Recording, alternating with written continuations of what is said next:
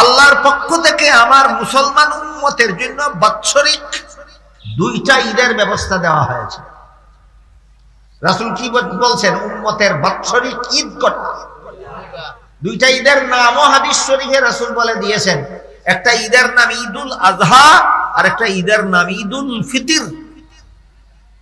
এমত অবস্থায় আপনি যদি 12ই রবিউল আউয়ালে 3 নম্বরে আর একটা ঈদ করেন, এটা নবীর তরিকার ঈদ না মন গড়া ঈদ? এইরকম মন গড়া ভাবে ঈদ করা, মন গড়া ভাবে রোজা রাখা, মন গড়া ভাবে ইবাদত করা, মন গড়া ভাবে সওয়াবের কাজ করার নাম বেদাত।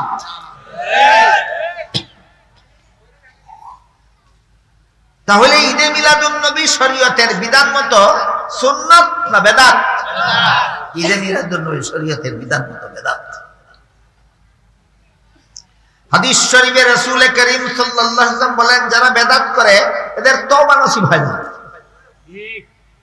যারা বেদাত করে এদের কোনো ফরজ বন্দেগীও আল্লাহর কাছে কবুল হয় না। যারা বেদাত করে এদের কোনো নফল বন্দেগীও আল্লাহর কাছে কবুল হয় না।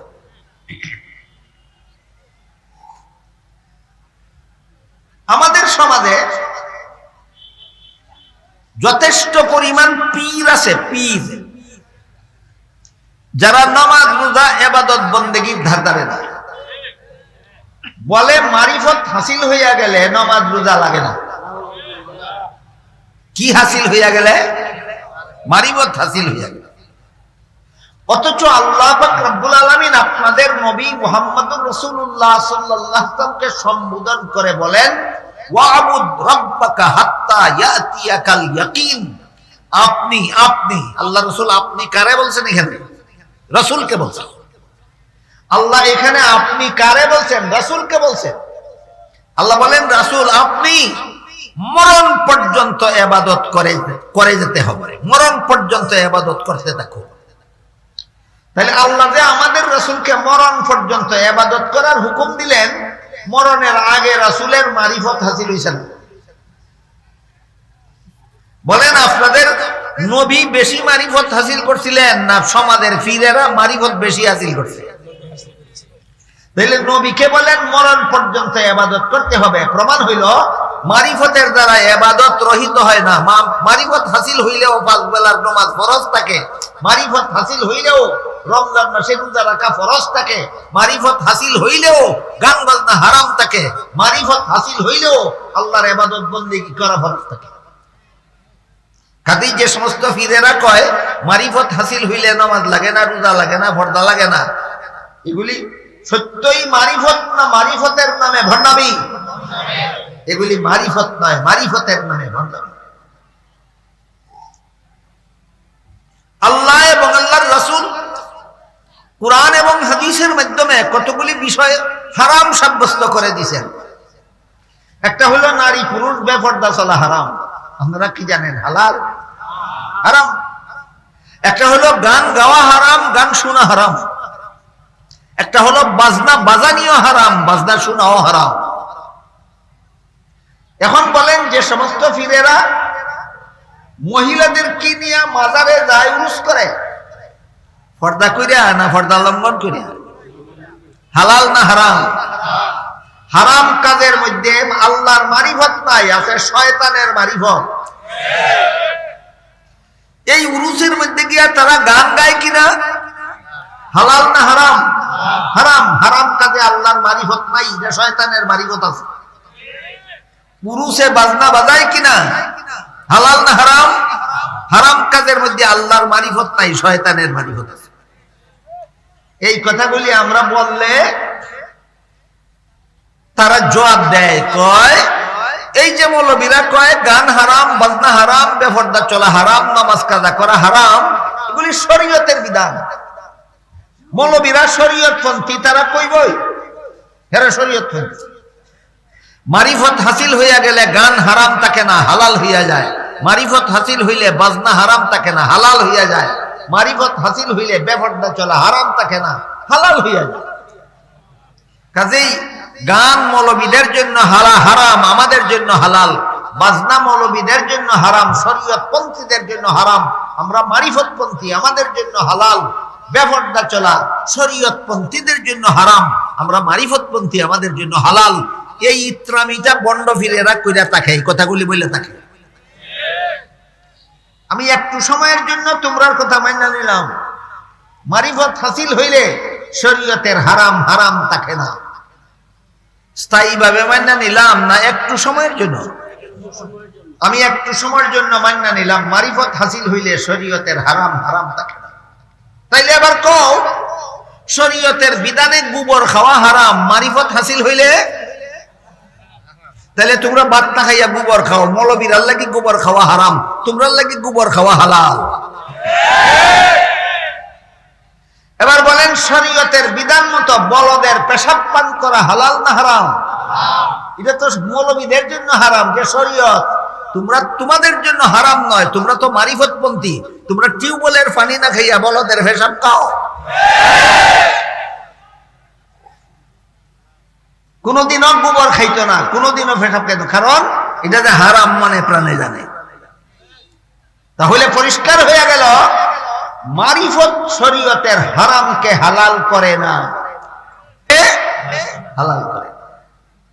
এই মর্মে আল্লাহর কোন ওলি বলেন ইলমে বাতিন হামচু মিসকা ইলমে জাহির হামচু শির, ইলমে বাতিন হামচু মিসকা ইলমে জাহির হামচু শির, বেশিরে কায়ে মিসকা শাওয়াদ কায়ে শাওয়াদ বেশরএ পীর। এর অর্থ হইল শরীয়ত হইল দুধের মতো, মারিফত ঘিয়ের মতো। যে ব্যক্তি দুধ রাখে না এক ফোঁটাও, সব ডাইলা ফেলাইয়া দেয়, এ ঘি কই পাইব বলেন? এক ফোঁটা দুধও রাখে না, সব ফেলাইয়া দেয়। তার কপালে যেমন ঘি নাই, ঠিক তেমনি ভাবে যেই বড্ড শরীয়তের হালাল হারাম মানে না, তার কপালে মারিফত নাই। কাজী আমাদের ঈমান হতে হবে শিরিক মুক্ত, আর ইবাদত হতে হবে বেদাত মুক্ত। শিরিক মুক্ত ঈমান আর বেদাত মুক্ত আমল আল্লাহর কাছে গ্রহণযোগ্য। কথাগুলি স্মরণ রেখে পরে আমরা হাদিসের বাকি অংশটা বোঝার চেষ্টা করি। রাসূল বলেন বান্দার কাছে আল্লাহর পাওনা দুইটা জিনিস, একটা হলো আল্লাহকে লা শরীক বিশ্বাস করবা। মনে আছে কথা? লা শরীক বিশ্বাস করার পদ্ধতি কটা? তিনটা। আল্লাহর সত্তারও কোনো শরীকদার নাই, আল্লাহর গুণেও কোনো শরীকদার নাই, আল্লাহর কাজেও কোনো শরীকদার নাই। এই তিন ভাবে আল্লাহকে লা শরীক বিশ্বাস করবা, এটা তোমার কাছে আল্লাহর এক নম্বর পাওনা। দুই নম্বর পাওনা হলো বেদাত মুক্ত আমল করবা, এটা আল্লাহ তোমার কাছে আল্লাহর দুই নম্বর পাওনা। শিরিক মুক্ত ঈমান আর বেদাত মুক্ত আমল আল্লাহর রাসূল বলেন তোমার কাছে আল্লাহর পাওনা। কি বুঝলেন হাদিসটা? প্রতিটি বান্দার কাছে আল্লাহর কটা জিনিস পাওনা? এক নম্বর শিরিক মুক্ত ঈমান, দুই নম্বর বেদাত মুক্ত আমল। এক নম্বর শিরিক মুক্ত ঈমান, দুই নম্বর বেদাত মুক্ত আমল। এরপরে রাসূল বলেন যেমন ভাবে বান্দার কাছে আল্লাহর দুইটা পাওনা আছে, তেমনি ভাবে আল্লাহর কাছেও বান্দার একটা পাওনা আছে। আল্লাহর কাছেও বান্দার একটা পাওনা আছে। রাসূল বলেন আল্লাহর কাছে বান্দার পাওনাটা হইল জান্নাত। আল্লাহর কাছে বান্দার পাওনাটা জান্নাত। এই কথা বলে আল্লাহর রাসূল আরো বলে দিলেন যেই বান্দা আল্লাহর পাওনা দিয়া দিব, আল্লাহ সেই বান্দার পাওনা দিয়া দিবেন। কি বুঝলেন? যেই বান্দা আল্লাহর পাওনা দিয়া দিব মানে যেই বান্দা শিরিক মুক্ত ঈমান রাখবে, যেই বান্দা বেদাত মুক্ত আমল করবে, আল্লাহ পাক রব্বুল আলামিন তার জন্য জান্নাত তৈরি করে রেখেছেন। এবার বুঝে থাকলে বলেন জান্নাত কত জিনিসের বিনিময়? দুই জিনিসের। বান্দার জন্য আল্লাহর জান্নাত কত জিনিসের বিনিময়ে? দুই জিনিসের। একটা হইল শিরিক মুক্ত ঈমান, আর একটা হইল বেদাত মুক্ত আমল। কাজেই কেউ যদি শিরিক মুক্ত ঈমানের অধিকারী না হয়, কেউ যদি বেদাত মুক্ত আমলের অধিকারী না হয়, তাহলে এমন লোকের শেষ পরিণতি কি হবে? এই ব্যাপারে আমি দুইটা হাদিস আপনাদের সামনে তেলাওয়াত করেছি। এক হাদিসে আল্লাহ রাসূল বলেন, আতানিয়াতিম মিন ইনদি রাব্বি ফাখায়্যারানি বাইনা আন ইয়াদখুলা নিসফু উম্মতি আল জান্নাতা ওয়া বাইনাশ শাফাআহ ফাখতারতু শাফাআতা ওয়া হিয়া লিমান মাতা ওয়া লাম ইউশরিক বিল্লাহি শাইআ। রাসূল বলেন, আল্লাহ আমার কাছে দুইটা প্রস্তাব দিয়া ফেরেশতা পাঠাইছেন। দুইটা প্রস্তাবের যে কোনো একটা গ্রহণ করতে পারবেন, একসাথে দুইটা গ্রহণ করার সুযোগ নাই। একটা প্রস্তাব হইল আপনার অর্ধেক উম্মত বেহেশতে যাবে, অর্ধেক উম্মত জাহান্নামে যাবে। দুই নম্বর প্রস্তাব হইল আপনার গুনাহগার উম্মত বেহেশতে যাবে, আপনার নেককার উম্মত বেহেশতে যাবে, গুনাহগার উম্মত জাহান্নামে যাবে। তবে আপনার সুপারিশে আমি গুনাহগার উম্মতকে জাহান্নাম থেকে মুক্তি দিয়ে দেব। কত নম্বর প্রস্তাব? 2 নম্বর। রাসূল কোনটা গ্রহণ করলেন আমি পরে বলবো, আগে আপনাদের জিজ্ঞেস করতে চাই আপনাদের কোন প্রস্তাবটা পছন্দ হয়? 2 নম্বরটা। কোন গুনাহগার উম্মত জাহান্নামে গেলেও নবীর সুপারিশে আল্লাহ তাদেরকে জাহান্নাম থেকে মুক্ত করে দেবেন। এই প্রস্তাব দিয়া আল্লাহ রাসূলের কাছে ফেরেশতা পাঠাইলেন। রাসূল বলেন, আমি 2 নম্বর প্রস্তাবটা গ্রহণ করলাম। আমার যে সমস্ত উম্মত গুনার কারণে জাহান্নামে যাবে, আমি আল্লাহর কাছে সুপারিশ করব, আমার সুপারিশে আল্লাহ তাদেরকে জাহান্নাম থেকে মুক্ত করে দিবেন। তবে কেউ যদি আল্লাহর সাথে শরীকদার সাব্যস্ত করার মতো গুনাহ করে, তাহলে তার জন্য আমার সুপারিশ হারাম।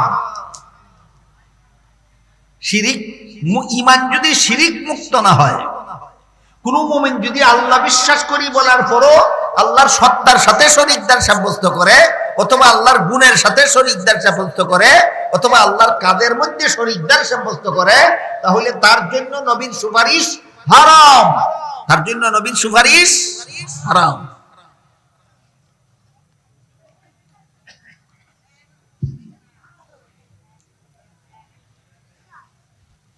আর পবিত্র কোরআনের আয়াতে আল্লাহ বলেন, মান ইউশরিক বিল্লাহি ফাকাদ হারামা আলাইহিল জান্নাহ।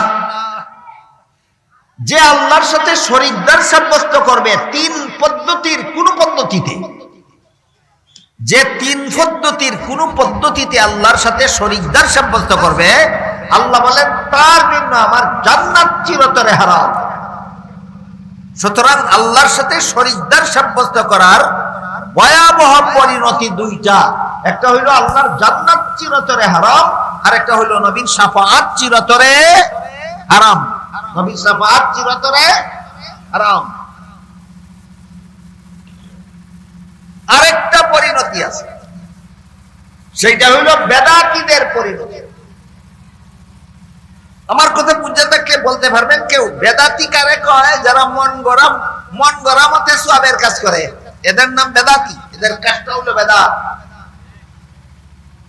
এদের ব্যাপারে এক হাদিস আমি আগে বলেছি, আল্লাহ রাসূল বলেছেন বেদাতিরা জান্নাতের পথ হারাবে, আর জান্নাতের পথ হারানোর কারণে এদেরকে জাহান্নামে যেতেই হবে।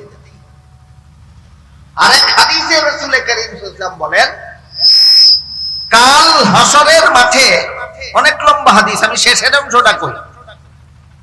রাসূল বলেন, কাল হাসরের মাঠে আমার উম্মতের বহুদল আমার কাছে হাউজে কাউসারের পাশে যাবে, হাউজে কাউসারের পানি পান করার জন্য। হাউজে কাউসার আল্লাহ আমাকে দান করেছেন আমার উম্মতকে পান করাবার জন্য। হাসরের মাঠে আমার যেই উম্মত 1 বিন্দু হাউজে কাউসারের পানি পান করতে পারবে, অনন্তকাল পর্যন্ত আর কোনদিন তার পানির পিপাসা হবে না। রাসূল বলেন, সেই হাউজে কাউসার আল্লাহ আমাকে দান করেছেন হাসরের মাঠে আমার পিপাসু উম্মতকে এই পানি পান করাইয়া তার পিপাসা নিবারণ করার জন্য। এমন অবস্থায় আমার উম্মতের বহুদল সেদিন হাউজে কাউসারের পাশে যাবে।